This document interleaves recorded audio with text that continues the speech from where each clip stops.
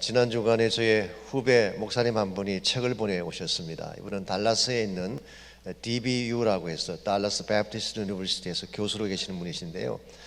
제가 이 교회에 처음 왔을 때 우리 교육 목사도 함께 동역했던 분이기도 합니다.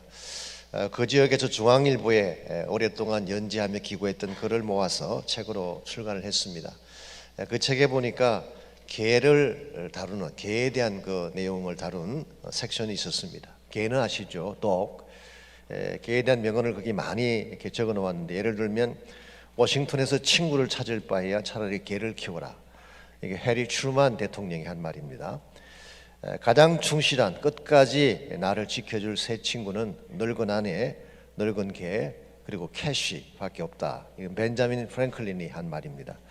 근데 그 중에 천국과 관련된 말이 있었습니다. 그것은 마크 트웨인이라고 하는 유명한 작가죠. 그분이 한 말인데요. 천국은 은혜로 들어간다. 그러나 만일 충성심으로 들어간다면 당신은 천국 바깥에 있고 당신의 개는 안에 있을 것이다. 이 말은 사실 크리스찬 삶을 조금 비꼬는 그런 뉘앙스를 가지고 있는 말이죠. 충성이라고 하는 단어가 영어로 faithfulness입니다. faithfulness. 거기에는 믿음이라는 단어가 들어가죠. faith라는 단어가 들어가는데 fulness입니다. 그래서 이걸 좀 풀어 설명하자면 가득 찬 믿음, 그렇게 번역할 수가 있겠죠. 여러분, 개라고 하는 존재는요, 한 번 믿으면 끝까지 믿습니다. 무슨 일을 만나도 변치 아니하고 끝까지 주인을 신뢰하며 따라가죠. 근데 과연 여러분과 제가 하나님을 따르는 신앙이 이와 같다고 말할 수 있을까요? 우리가 입술로는 고백을 하지만, 신앙을 이야기하지만 실제로는 하나님을 fully trust하지 않고 어정쩡하게 살 때가 많이 있습니다. 어떤 분은 적당히 믿기도 하고, 어떤 분은 절반만 믿기도 하고, 심지어 어떤 분들은 믿는다고 말을 하면서 실제로는 믿지 않는 이런 경우도 있죠. 이와 같은 케이스에 속하는 분들은 마크 트웨인이 하면은 개보다 못한 믿음이다, 그렇게 설명할 수가 있어요. 이와 같은 믿음으로 어떻게 하나님을 섬길 수 있으며, 이와 같은 믿음으로 어떻게 하나님의 능력을 체험할 수가 있겠습니까? 이 믿음이라고 하는 것은 하나님과 우리를 연결시켜주는 링크이기 때문에 이것이 결핍하게 되면 하나님의 능력도 경험할 수가 없고 하나님의 기적도 체험할 수가 없습니다. 다 아시는 것처럼 우리 인간의 능력은 한계가 있죠. 스스로 똑똑한 줄 알지만 사실은 무능력한 것이 인간입니다. 그래서 한번 넘어지면 일어날 수 없고 또 쓰러지면 좌절하는 것이 인생의 존재인데요. 이와 같은 인간이지만 하나님을 만나면 달라질 수가 있어요. 그러니까 하나님은 무한한 능력의 소유자이시기 때문에 우리는 비록 연약하고 약할지라도 믿음으로 하나님을 만나서 하나님과 연결되어지면 하나님이 소유하신 모든 리소스를 우리가 다 누리며 사용할 수가 있게 되는 것입니다. 그럼에도 불구하고 오늘 많은 그리스도인들이 하나님 따로, 나 따로의 삶을 사는 것을 봅니다. 성경에 나타난 기적은 따로 생각하고 내 삶의 현실은 구별을 해서 생각하는, 이것은 대단히 잘못된 신앙이 아닐 수가 없습니다. 예를 들면 이런 것입니다. 하나님이 홍해를 가르신 사건은 인정하면서도 내 인생의 불가능을 여시는 것은 믿지 않아요. 하나님이 이스라엘 백성을 40년간 먹이신 것은 믿으면서도 하나님이 지금 나의 삶 속에 경제적 위기를 도와주신다는 건 믿지 않아요. 예수님이 나사로를 살리신 것은 믿으면서도 오늘 나의 질병을 치료하시는 사실은 믿지 않는 경우가 있죠.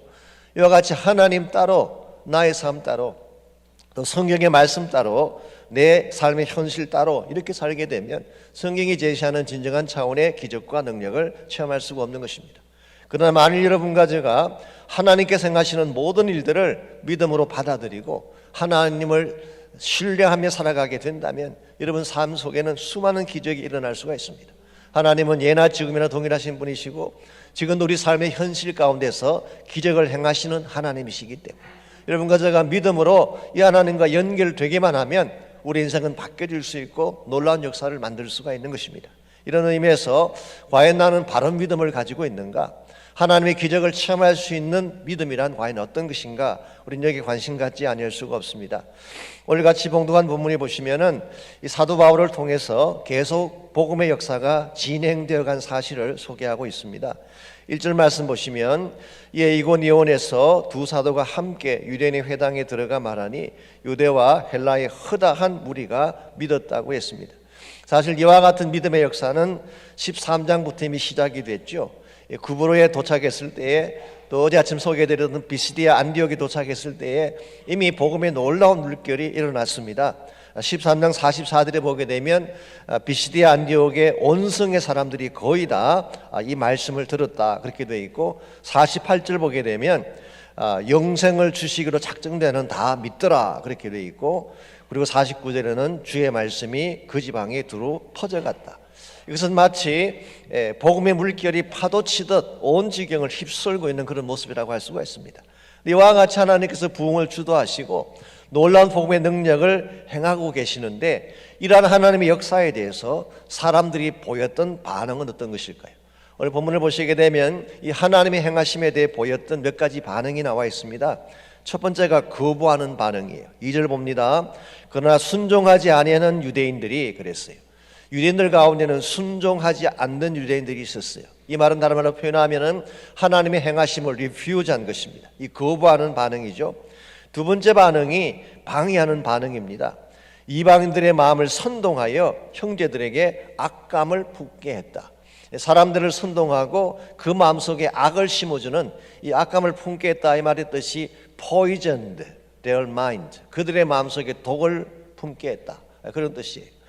선한 마음, 착한 마음을 심어주는 것이 아니라 마음속에 독을 뿌리는 것, 이거 굉장히 사악한 행위가 아닐 수가 없습니다.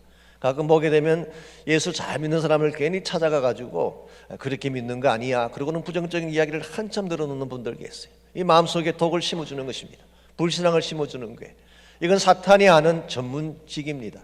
예수님 비유 말씀 속에도 보게 되면 밤에 사탄의 종들이 와서 마음밭에 가라지를 뿌려놓는 비유가 있잖아요.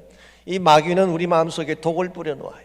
하나님을 떠나는 마음을 뿌려놓는 것입니다. 그러면 여러분과 제가 인생을 살아가다가 이 부정적인 말을 하는 사람을 만나면 아예 피하세요.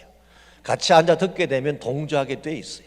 그래서 정말 복 있는 사람은 악한 자와 함께 앉지 않는다 그랬잖아요. 이 자리를 피하는 게 좋아요. 듣는 척하고 인정해 주는 척하면 이게 계속 독처럼 퍼져나가는 것입니다. 이와 같이 리퓨즈하는 사람들도 있고 방해하는 사람들도 있는데요. 세 번째는 기회적인 입장을 택하는 사람들도 있습니다. 3절과 4절을 봅니다. 두 사도가 오래에서 주를 힘입어 담대히 말하니 주께서 그들의 손으로 표적과 기사를 행하게 하여 주사 자기 은혜의 말씀을 증언하셨다. 이 곳에서 하나님이 표적과 기사를 행하게 해주셔서 누구도 부인할 수 없는 하나님의 증거들을 보여주셨어요. 그랬으면 당연히 다 믿어야 되는 거 아니겠습니까? 근데 4절 보십시오. 그 시내의 무리가 나뉘어 유대인을 따르는 자도 있고 두 사도를 따르는 자도 있는지라 그랬어요. 여기서 유대인을 따르는 자들은 어떤 자들일까요? 사실 자기들 눈앞에서 기적을 봤어요. 하나님의 기적적인 능력을 봤어요. 그러면은 정직한 영을 가진 사람이면 그걸 받아들여야 되는데 눈치를 본 겁니다. 괜히 내가 이 사도들에게 따라가다가 후환이 생기면 어떡하나, 왕따 당하면 어떡하나, 소신껏 믿음을 고백하지 못하고 기회주의적인 입장을 택하는 사람들, 이런 사람들이 사실 많이 있어요. 하나님 믿고 교회 다니면은 혹시 사람들에게 욕을 먹을까봐 조심하는 분들이 계시죠. 이건 기회주의적 케이스라고 할 수가 있습니다. 네 번째는 대적하는 반응이 있었습니다. 5절과 6절입니다. 이방인과 유대인과 그 관리들이 두 사도를 모욕하며 돌로 치려고 달려들었어요. 이 사람들은 대적하는 자들이죠. 수동적으로 거부하고 방해하는 정도가 아니라 노골적으로 어택하는, 공격하는 그런 자들. 이와 같은 사람들이 사실은 사도 바울의 복음과 바울이 행하는 하나님의 능력에 대해서 보였던 반응이었습니다. 아무리 하나님께서 위대한 기적을 베풀어 주셔도 이런 마음의 자세를 가진 자에게는 그 축복이 임할 수가 없어요. 어떤 사건을 보여주어도 믿지 않는 것입니다. 하나님을 억셉트하지 않는 것, 이런 사람들에게는 하나님의 능력이 상관이 없는 존재가 되는 것입니다. 그런데 그 반면에 우리 8절에서 10절까지를 보면 또 한 가지 반응이 있습니다. 그 반응이 바로 믿음으로 반응한 케이스입니다. 8절입니다. 루스드라에 발을 쓰지 못하는 한 사람이 앉아 있는데 나면서 걷지 못하게 되어 걸어본 적이 없는지라 바울이 말하는 것을 듣거늘 바울이 주목하여 구원받을 만한 믿음이 그에게 있는 것을 보고 큰 소리로 이르되 내 발로 바로 걸어서라 일어서라 하니 그 사람이 일어나 걷는지라. 자, 이 사람은 날 때부터 걷지 못했다고 했어요. 일평생 한 번도 걸어보지 못한, 자기 힘으로 발을 내디뎌 본 적이 없는 사람이에요. 그런 사람인데도 불구하고 걸어라라고 했을 때에, 일어나라고 했을 때에 믿음으로 이것을 받아들이고 그런 기적을 체험하게 된 것입니다. 믿음으로 반응하게 되면 오늘날도 기적이 일어날 수가 있습니다. 아무리 하나님께서 큰 역사를 행해 주셔도 거부하고 불신앙적인 마음으로 대하게 되면 나와 상관이 없게 되지만 믿음으로 억셉트하게 되면 그 기적이 나의 기적이 되는 거예요. 오늘 여러분과 제 삶 가운데에 참된 차원의 기적을 원하신다면, 하나님의 초자연적인 능력이 내 삶 가운데 나타나기를 정말 원한다면 믿음을 가지시길 바랍니다. 이 바른 믿음을 갖게 되면 그 믿음의 결과가 나의 소유가 되는 것입니다. 사실 우리 구원을 받는 것도 마찬가지잖아요. 예수님께서 구원에 필요한 모든 걸 다 해주셨어요. 십자가를 통해서 우리의 모든 죄에 대한 대가를 지불해 주셨고, 부활 사건을 통해서 생명을 주셨죠. 근데 예수님께서 하신 일이 아무리 위대해도, 십자가 사건이 아무리 위대한 사건이고 부활의 능력이 아무리 위대한 능력이라고 할지라도 한 가지를 할 때까지 그것은 우리와 아무 상관이 없어요. 그 한 가지가 뭘까요? 예수를 나의 구원자로 인격적으로 믿게 될 때까지. 이러면서 믿음이라고 하는 것은 굉장히 중요한 것입니다. 하나님의 무한한 능력의 보고를 나의 현실로 끌어들이는 파이프라인과 같기 때문에, 그러므로 우리가 믿는 순간 생명의 구원을 얻게 되고, 믿게 되면 하나님의 능력이 나에게 나타나게 되고, 믿게 되면 내가 행할 수 없는 기적을 하나님이 행해 주시는 거예요.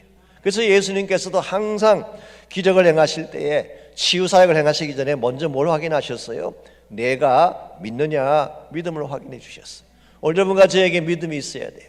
주님이 찾으시는 믿음, 참된 기적을 나타내게 하는 믿음, 이 믿음을 가져야지 여러분 삶의 변화가 일어나게 되고 참된 능력을 행사할 수가 있게 됩니다. 자, 그렇다면 기적을 가져오게 하는 믿음은 어떤 믿음일까요?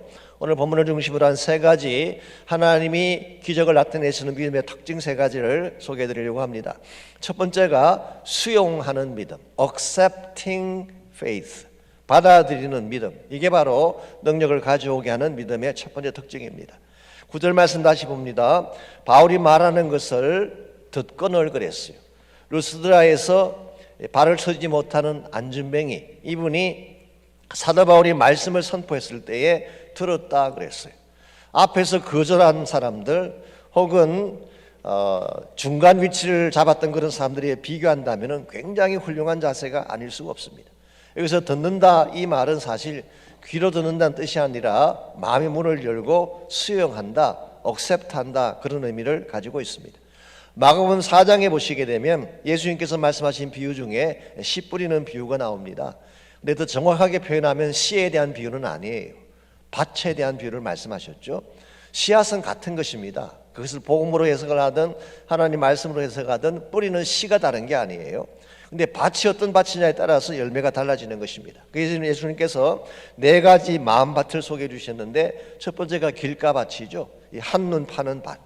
예배 시간에 갯돈 계산하신다든가 연속곡 드라마 계속 결말에 대해서 고민하시면은 길가밭이 되는 것입니다. 두 번째가 돌짝밭이죠. 이 감정적인 밭, 얕은 밭입니다. 금방 뜨거웠다가 식어지게 되는 이런 밭이죠. 세 번째가 가시등불, 복잡하고 엉키고 설켜 있는 유혹과 욕심과 근심이 가득 차 있는 이런 마음 속에는 하나님의 말씀이 자랄 수가 없죠.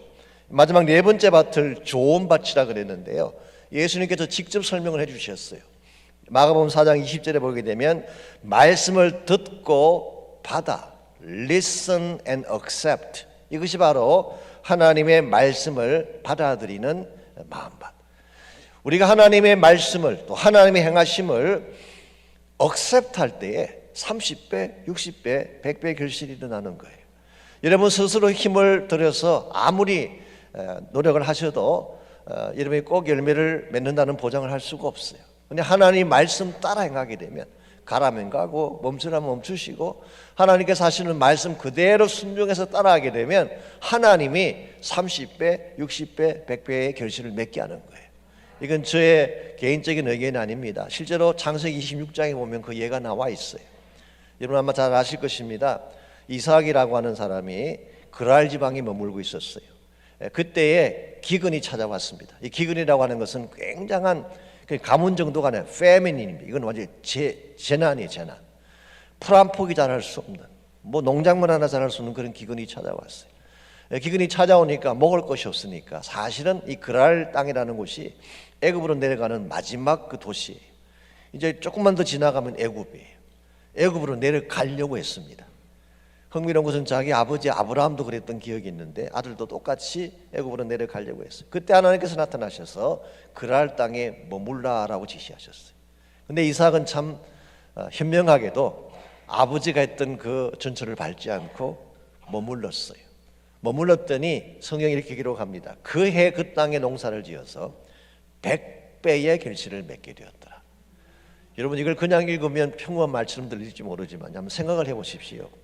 이삭은 자기 일평생 동안 농사를 한 번도 안 지어본 사람이에요. 유목민 출신이잖아요. 계속 양이나 치고 가축이나 치면서 유목을 했던 사람인데 농사를 지었다는 것 자체가 특이하잖아요. 더구나 지금 그 시기가 어떤 시기였습니까? 가뭄이 있는 시기. 풀 한 폭이 나지 않는 그런 가뭄의 때입니다. 가뭄의 때에 자기가 한 번도 해보지 않았던 농사일을 시작할 자가 어디 있겠어요. 근데 이삭은 하나님이 하라니까 했어요. 그때 하나님이 100배의 결실을 보장해 주신 거예요. 이게 사실은 크리스천 삶의 원리입니다. 여러분 뜻대로 하면 잘 될 것 같지만 안 됩니다. 계산대로 나오지 않습니다. 하나님 말씀대로 하시면 하나님이 여러분의 생각보다 훨씬 더 위대한 축복을 주세요. 그러므로 우리가 accepting faith, 이 받아들이는 믿음, 이게 필요합니다. 두 번째는 확정하는 믿음이 필요해요. conforming faith죠. 9절을 계속 보시게 되면 구원받을 만한 믿음을 가졌다 그렇게 이야기했죠. faith to be healed, 구원받기에 합당한 믿음. 그래서 이 사람 마음속에는 나는 고침받을 수 있다는 확신을 갖는다. 하나님께서 만지기만 하면 낫게 된다는 믿음이 그의 속에 있었어요. 이런 면에서 이런 믿는다는 이 말의 의미는 단순히 동의한다는 뜻이 아닙니다. 동의하는 것하고 믿음은 다른 거예요. 믿는다고 하는 것은 fully trust하고 확정을 하고 맡긴다는 뜻을 가지고 있어요. 앞서 말씀드렸던 것처럼 하나님께서 행하시는 기적을 보면서도 비겁하게 유대인 편에 붙었던 그 비겁한 기회주의자들에게는 이런 역사가 일어날 수가 없어요. 그런데 이 루스드라에서 태어났던 날 때부터 이 안전병이 됐던 이 사람은 주변을 상관하지 않습니다. 바울이 말하는 순간 그냥 그대로 받아들이고 하나님을 트러스트했어요. 그 결과 그는 평생 걸어보지 못했던 이 사람이 걷게 되는 기적을 경험하게 된 것입니다. 오늘날도 하나님께서는 이 흔들리지 않는 믿음, 이걸 영어로 웨이브링 한다 그러는데요. 왔다 갔다 하지 않는 믿음을 좋아하세요. 여러분 가운데 혹시라도 이리 갈까 저리 갈까 웨이브링 하는 믿음을 가진 분이 계신다면 여러분 그런 믿음 속에는 역사가 일어나지 않아요. 열왕기상 18장에 보시게 되면 그 갈멜산에 이스라엘 백성들 전체가 다 모이고 또 거짓 선지자들 850명이 같이 모였잖아요. 그리고 그를 대적해 선 사람이 엘리야 한 명이었어요. 이 갈멜산 전투의 일대 수천 수만이었습니다. 그런데 엘리야가 그 백성들에게 했던 말이 뭡니까? 너희들이 언제까지 이와 같이 왔다 갔다 하겠느냐? 언제까지 흔들리겠느냐? 하나님이 여호와가 하나님이면 하나님을 믿고 바알이 신이면 바알을 믿으라. 언제까지 너희들이 중간에서 왔다 갔다 하게? 그게 말씀드린 게 웨이브링 하겠느냐 그 말이에요. 그런 자들에게는 수천 수만이 모여도 하나님 불이 임하지 않았어요. 하루 종일 뛰면서 기도했지만 nothing happened.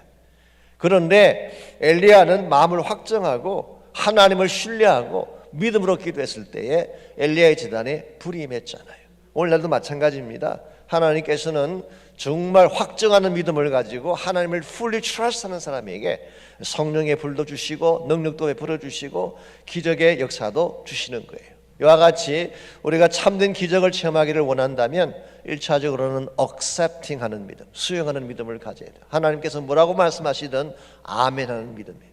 두 번째는 확정하는 것입니다. trust하고 fully trust하고 따라가는 믿음이죠. 세 번째로 중요한 믿음이 내딛는 믿음. 이걸 저는 영어로 acting faith라고 번역을 해봤어요. 행동하는 믿음이죠. 행동하는 믿음. 발을 내디딜 때 기적이 나타나는 것입니다. 자, 오늘 본문을 보시게 되면요, 이 사람이 언제 걷게 됐는지 아십니까? 10절 봅니다. 큰 소리를 이르되 내 발로 바로 일어서라 하니 그 사람이 일어나 걸었다고 했습니다.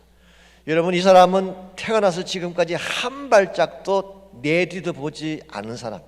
그러니까 걷는다는 게 뭔지를 모르는 사람이에요. 걷는다는 게 뭔지를 한 번도 안 걸어봤으니까. 한 번도 걸어보지 않은 발걸음, 한 번도 경험하지 못했던 사건인데 사도 바울이 일어나라고 하는 순간 그는 실제로 발을 내디딘 거예요. 내디디니까 걷게 됐어요. 이게 사실은 하나님께 생각하시는 기적의 역사입니다. 이스라엘 백성이 홍해 앞에 섰을 때에 그들이 밤새 알교하고 토론하고 회의를 진행한다고 해서 홍해가 갈라질까요? 밤새 그렇게 해봐야 소용없어요. 모세가 손을 들어 내미는 순간, 믿음으로 모세가 팔을 내미는 순간 홍해가 갈라진 거예요. 이 내딛는 발이 중요합니다. 여호수아가 요단강을 멈추게 할 때도 마찬가지죠.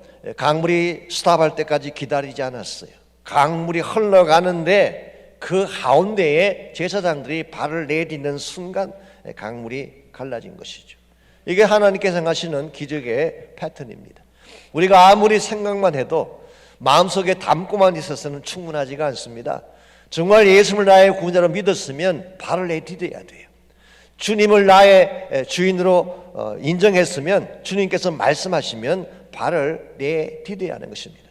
내가 한 번도 가보지 않은 길이지만 지금까지 경험했던 것이 저기 한 번도 없지만 정말 믿음으로 발을 내딛게 되면 새로운 경험, 새로운 축복을 하나님이 주시는 것입니다. 이런 의미에서 믿음이라고 하는 것은 무한대의 능력을 가지신 그 하나님 앞에서 하나님을 신뢰하고 발을 내딛는 사건, 이게 바로 믿음이라는 것입니다. 여러분과 저의 삶 가운데도 많은 문제가 있습니다. 오늘 본문에 나오는 날 때부터 안진병이 됐던 사람, 사실 얼마나 무기력하겠어요. 한 번도 걸어본 적이 없어요. 얼마나 사람들에게 수치를 당하고 모욕을 당했겠어요. 걷지 못하고 움직이지 못하니까 생활도 얼마나 힘들었겠습니까? 그러니 평생 동안 사실은 가장 무능력하고 무기력하게 살아왔던 그런 사람이었는데 이 사람이 예수님 만나고 복음을 듣고 믿음의 발을 내딛는 순간 걸을 수 있는, 뛸 수 있는 인생으로 바뀐 거예요. 이런 의미에서 오늘날 진정한 차원의 문제가 뭔지 아십니까? 참된 위기는 경제적 위기가 아닙니다. 참된 위기는 육체의 질병이 찾아온 것도 진정한 위기는 아니에요. 하나님을 믿지 않는 위기가 가장 큰 위기예요. 아무리 문제가 크고 아무리 사건들이 복잡해도 하나님을 믿기만 하면 하나님은 길을 열어주시고 걷게 하시고 승리하게 하시는데 안 믿어요. 믿지 않기 때문에 문제가 풀리지 않는 것입니다. 오늘 여러분과 제 삶 가운데도 이 믿음이 필요합니다. 문제가 크다고 탄식할 게 아니라 코로나가 왜 끝나지 않느냐고 좌절할 것이 아니라 믿음 가지시기 바랍니다. 선포하시기 바랍니다. 주께서 나와 함께 하시면 어떠한 기적도 가능하다. 어떠한 강도 갈라지게 돼 있다. 코로나가 2년 동안 우리를 엇박했지만 코로나의 체인이 끊어질 수 있다라고 선포할 때 여러분 승리할 수 있는 거예요. 제가 중보기도 축제할 때 자주 인용해드리는 사람 중에 그 존 비비에라고 하는 분이 계시죠. 이분은 세계적인 베스트셀러 작가이면서 신실한 크리스찬 사역자이기도 합니다. 이분이 메신저 인터내셔널이라고 하는 그 유명한 방송 프로가 있습니다. 그것을 뭐 200개국 이상의 나라에 전파하는 그런 분이시죠. 이분이 선 책 중에 많은 책들이 두란노를 통해서 이렇게 한국 사람들에게 소개가 됐어요. 뭐 순종, 뭐 관계, 많은 책들이 있죠. 그 중에 하나가 은혜라고 하는 책인데요. 그 책에 보게 되면 이분이 실제로 체험했던 이런 체험 하나가 소개가 되어 있습니다. 2002년 6월 달에 콜로라도 지역에 큰 산불이 났습니다. 얼마나 불이 크게 났는지 한 달 동안 탔어요. 그리고 13만 에이크를 태우는 콜로라도 스테이트 역사상 최악의 재난이었다고 합니다. 아이러니한 사실은요, 이 산불의 원인이 뭐냐고 하면 남편과 이혼한 한 여자분이 남편이 얼마나 미웠는지 그 남편의 편지를 그 집에서 태웠으면 될 텐데 꼭 산에 올라가서 태우다가 그만 산불이 나게 된 거예요. 우리 한국 속담에 여자분들이 한을 품으면 온유월에 서리가 내린다 그러는데 미국 여자가 한을 품으면 온유월에 산불이 나라. 엄청난 불이 난 것입니다. 이 산불이 난 곳이 헤이만이라는 지역인데 이 지역이 존 비비어 목사님의 사역 본부에서 멀지 않는 지역이에요. 사실은 그곳으로 새롭게 본부를 옮기고 콜로라도 스프링스라는 곳입니다. 이사한 지 1년밖에 안 됐어요. 모든 기구, 모든 가구를 다 새 것으로 구입을 하고 막 사역을 시작하려는 판인데 산불이 난 것입니다. 그것도 지금 불이 난 지역이 사무실에서 11km밖에 안 떨어진 지역이에요. 그러므로 뭐 순식간에 덮쳐올 수 있는 그런 산불입니다. 그래서 실제로 이 산불과 사무실 사이에 길이 하나 있는데요, 램파트 레인지라는 길이 있는데 이 길만 넘어가면 순식간에 타운 전체가, 시리 전체가 불바다가 되는 그런 상황이었다고 합니다. 솔직히 말씀을 드리자면 사실은 자기들이 피신만 가려고 하면 피신할 수 있죠. 그냥 중요한 거 꾸려가지고 도망치면 되는 것입니다. 그런데 문제가 있었어요. 이 산불이 그냥 번지게 되면 타운 전체가 불이 나잖아요. 수많은 집들이 잿더미가 되고 사업장들이 다 불타게 되고 엄청난 건물들이 다 상하게 될 텐데 자기들만 피한다고 해서 문제가 해결되는 건 아니잖아요. 그래서 이 존 비비 목사님이 어떻게 할지를 몰라서 있을 때에 하나님께서 그 마음속에 음성을 들려주셨어요. 염려하지 말고 기도해라. 염려하지 말고 기도해라. 그리고 주신 말씀이 마가복음 11장 22절에서 24절 말씀이에요. 마가복음 11장 22절에서 24절. 하나님을 믿으라. 내가 진실로 너에게 이르노니 누구든지 이 산더러 들려 바다에 던져지라 하며 그 말하는 것이 이루어질 줄 믿고 마음에 의심하지 아니하면 그대로 되리라. 믿고 의심하지 아니하면 선포한 그대로 되리라. 이 존 비비는 이 말씀을 칠판에 크게 적어 놓았어요. 그리고 직원들로 하여금 다 모이게 한 후에 그 말씀을 읽게 했어요. 그리고는 그 말씀에 근거해서 함께 합심해서 선포하며 기도가 시작됐어요. 그냥 막연하게 도와주십시오 기도가 아니라 불을 향해서 직접 명령하며 기도한 거예요. 자, 기도문을 그대로 읽어드리겠습니다. 불아, 우리가 예수 그리스도의 이름으로 너에게 명한다. 너는 우리 건물을 태우지 말고 우리 시도 태우지 말고 저기 보이는 어떤 초목도 태우지 말고 램파트 레인저 길도 넘어오지 말고 꺼질지어다. 예수 이름으로 명하노니 바람아 방향을 바꾸어 동쪽에서 서쪽으로 갈지어다. 하늘에서는 폭우가 쏟아져서 이 모든 불을 멈추게 할지어다. 온 직원이 합심해서 함께 선포하며 기도했는데 어떻게 됐을까요? 이 선포의 기도가 끝나자마자 전화가 왔어요. 전화를 받아보니까 소방관들이 근전화해요. 놀랍게도 바람의 방향이 바뀌었대요. 그 다음 순간 하늘에서 폭우가 쏟아지는데요, 그 산불이 그렇게 노도같이 몰아오던 그 산불이 폭우가 쏟아지니까 거짓말같이 멈추게 되고 얼마 후에 그 산불 전체가 꺼지는 역사가 일어났습니다. 이걸 경험한 이후부터 사무실 직원들의 삶 자체가 달라졌대요. 이제부터 어떻게 하는지 아십니까? 문제만 생기면 방마다 칠판에다가 마가복음 11장 써놓고 그거 서로 읽으면서 합심해서 기도하는 거예요. 그럼 실제로 기적들이 일어나고 역사가 일어나는 것입니다. 이것이 저는 믿음의 파워라고 생각합니다. 우리 인생 가운데도 나의 힘으로 끌 수 없는 불행의 불길이 일어날 때가 있잖아요. 내가 아무리 애써도 돌릴 수 없는 바람의 방향이 나를 공격할 때가 있습니다. 이와 같은 때 필요한 게 뭐라고요? 믿음으로 기도하는 거예요. 선포하며 기도하시기 바랍니다. 믿음으로 하나님 앞에 나아가 매어달리며 기도하게 되면 나 힘으로 끌 수 없는 불이 꺼지게 됩니다. 내가 도저히 막아낼 수 없는 가정을 향한 불행의 바람들, 문제 바람들, 위기의 바람들 다 하나님께서 처리할 수가 있어요. 그러므로 우리가 문제가 생겼을 때 두려워하며 뒤로 숨을 것이 아니라 더 적극적으로 하나님 말씀 붙잡고 나오셔야 돼요. 부르짖어야 돼요. 선포해야 돼요. 예수를 믿는 믿음에는 권세가 있습니다. 예수 이름에는 권세가 있기 때문에 그 예수 이름의 권세를 가지고 선포하며 기도하시기를 바랍니다. 악한 자여 떠나갈지어다 선포하시기를 바랍니다. 가정의 모든 위기가 떠나갈지어다 선포하시기 바랍니다. 우리 가정을 아프게 하고 나의 자녀들을 아프게 하는 모든 악한 것들이 다 떠나가도록 기도하시고, 내 육신을 질병이 찾아왔다면 두려워하지 말고 질병이 떠나갈지어다 선포하며 기도하시기를 바랍니다. 혹시 마약이나 도박에 중독된 자가 있습니까? 두려워하지 마십시오. 이 아침에 나사렛 예수 이름으로 선포하며 중독이 떠나갈지어다 기도하시기를 바랍니다.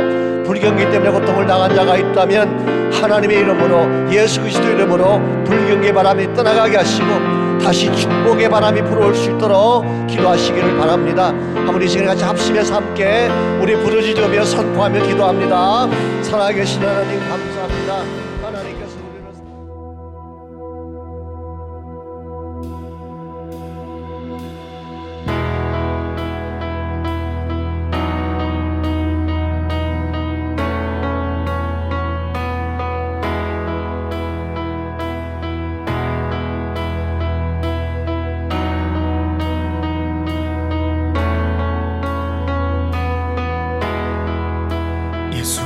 안에 소망이 있네. 내 빛과 힘 나의 노래. 환난 중에 도우시는 주 나의 견고한 반석. 그 신사랑 그 신평화 두려움에서 날 건지네. 내 위로자 내 모든 것 주 사랑 안에서리라.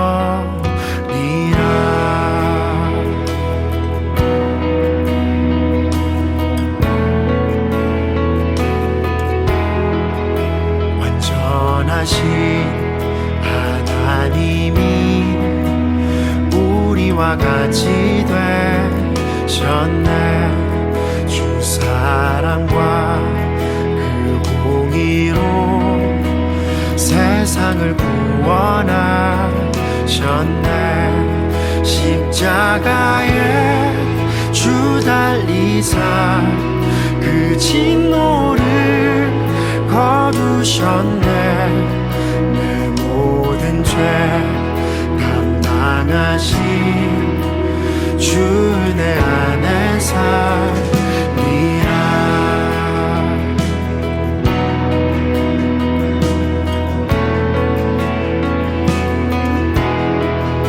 주님 당한 세상의 빛 어둠 속에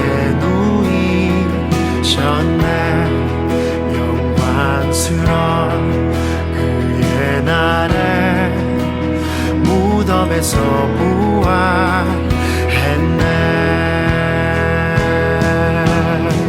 승리하신 우리 주님 원수들을 물리쳤네. 나 주의 것 주 나의 것 주 보혈 안에 살리라.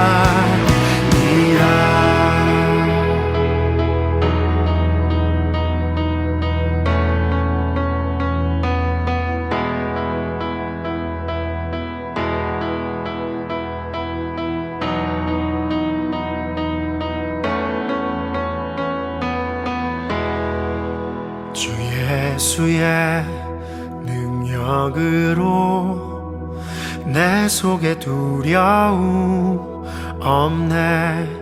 나의 사는 모든 순간 주께서 다스리시네.